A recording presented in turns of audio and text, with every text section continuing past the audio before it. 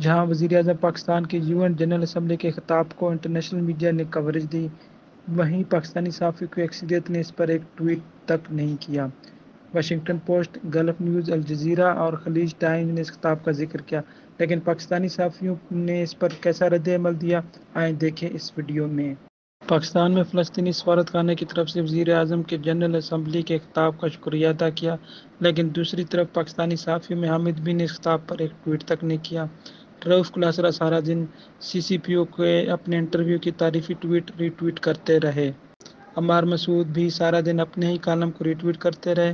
رضا رومی نے اپنے web site نیا دور کی ایک چھوٹی خبر پر کیے جانے والے پروگرام کا لنک شیئر کیا، جبکہ ان کی ویب سائٹ نیا دور نے وزیر اعظم کی تقریر سے پہلے ایک تنقیدی تحریر شیئر کی کہ UN اسمبلی میں کوئی کنٹینر نہیں، اس لیے وزیر اعظم اس تقریر میں اپوزیشن پر تنقید نہ کریں۔ حالانکہ وزیر اعظم عمران خان نے پچھلے سال کی تقریر میں اپوزیشن کا کوئی ذکر نہیں کیا اور نہ ہی اس سال اپوزیشن کا کوئی ذکر کیا۔ حالیہ تقریر کے بعد نیا دور نے اس پر کوئی تحریر شیئر نہیں کی۔ نیوز کے صحافی حسن زیدی کو صرف یہ اعتراض تھا کہ یہ سپیچ لائیو کیوں نہیں تھی۔ سلیم صحافی نے پہلے ایک تنزیہ ٹویٹ کی کہ تقریر چوکا لکھی ہوئی تھی، اس لیے اچھی باتیں تھیں، اور آج عمران خان کی تقریر پر انڈین اعتراض کو شیئر کر کے اس کو لوکل سیاست کے ساتھ مکس کر کے شیئر کیا۔ ہمارے صحافی جب ٹاپک سے ہٹ کر بات کرنا چاہتے ہوں یا اچھی بات کی تعریف نہ کرنا چاہ رہے ہوں تو اس کو کسی منفی چیز کے ساتھ ملا کر شیئر کر دیتے ہیں۔ یہی کام ہارون رشید اور غریدہ فاروقی نے کی۔ ان دونوں نے وزیر اعظم کی تقریر کو مہنگائی کے ساتھ نتھی کر دیا۔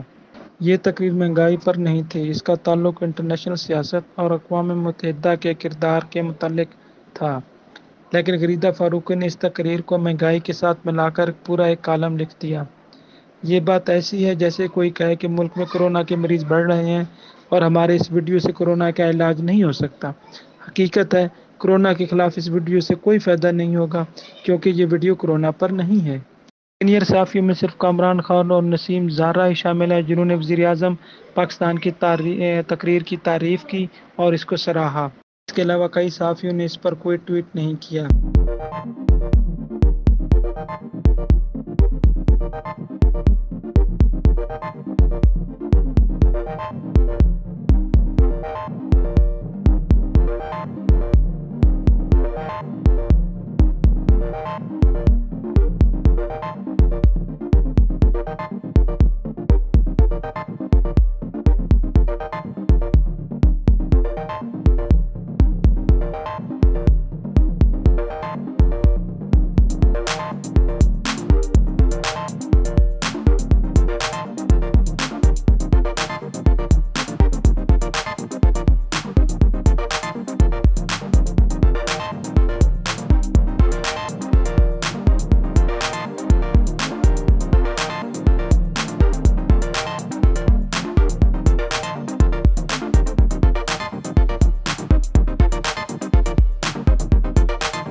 کتنا سچ پہنچتا ہے؟